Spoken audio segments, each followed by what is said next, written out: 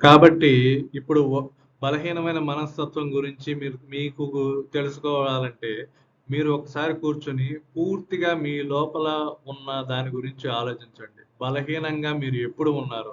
ఏ క్షణంలో ఉన్నారు అని మీరు ఆలోచించండి. బలహీనమైన మనస్తత్వం ఏ విధంగా వస్తుంది? ఏ విధంగా డెవలప్ అవుతుంది అనేది ఆలోచించండి. మీరు గనక చూస్తే బలహీనమైన మనస్తత్వం అనేది ప్రధానంగా 2 విషయాల వల్ల వస్తుందని నేను అనుకుంటున్నాను. ఏమిటంటే ఫస్ట్ వచ్చేసరికి ఒక వ్యక్తిని, మనిషిని, వస్తువుని పూర్తిగా గుడ్డిగా నమ్మటం. ఓకే. లేదా కోరిక. ప్రేమ లేదా కోరిక. ఈ రెండిటి వల్లనే చాలా వరకు బలహీనమైన మనస్తత్వం అనేది వస్తుంది. కోరిక అనేది ఏంటంటే నాకు ఆ పలానా కారు కావాలి, పలానా బండి కావాలి, పలానా రెస్టారెంట్లోకి వెళ్ళి తినాలి, పలానా మనిషి నన్ను ప్రేమించాలి, పలానా మనిషిలాగా నేను బట్టలు వేసుకోవాలి, పలానా మనిషిలాగా నేను ఇల్లు కొనాలి, నా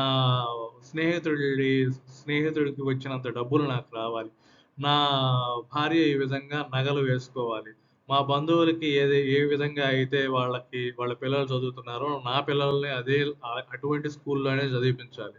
ఇలాంటి కోరిక కోరిక అనేది చాలా చాలా చాలా పెద్ద కారణం. కోరిక అనే దానికంటే కావలసింది కావలసిన దానికంటే మించినది కాస్ట్లీ ఐటమ్. 3 రకాల గురించి మనం ఆలోచించాలి. ఇంకో రకంగా చెప్పుకోవాలంటే need, want and demand. Need అంటే నీకు ప్రస్తుతం ఏమి అవసరం. వాంట్ అంటే నువ్వేమి కావాలనుకుంటున్నావు. డిమాండ్ అంటే నేను ఖచ్చితంగా డబ్బులు ఖర్చు పెట్టైనా గానీ ఏది ఏమైనా నేను దాన్ని డిమాండింగ్‌గా తీసుకోగాలి. దాని కోసం నేను చేరుకోవాలి అక్కడికి అని చెప్పి ఆలోచిస్తారు. సో, ఈ కోరిక అనేది మనిషిని ఇంకొద్దిగా బలహీనపరుస్తూ వస్తుంది.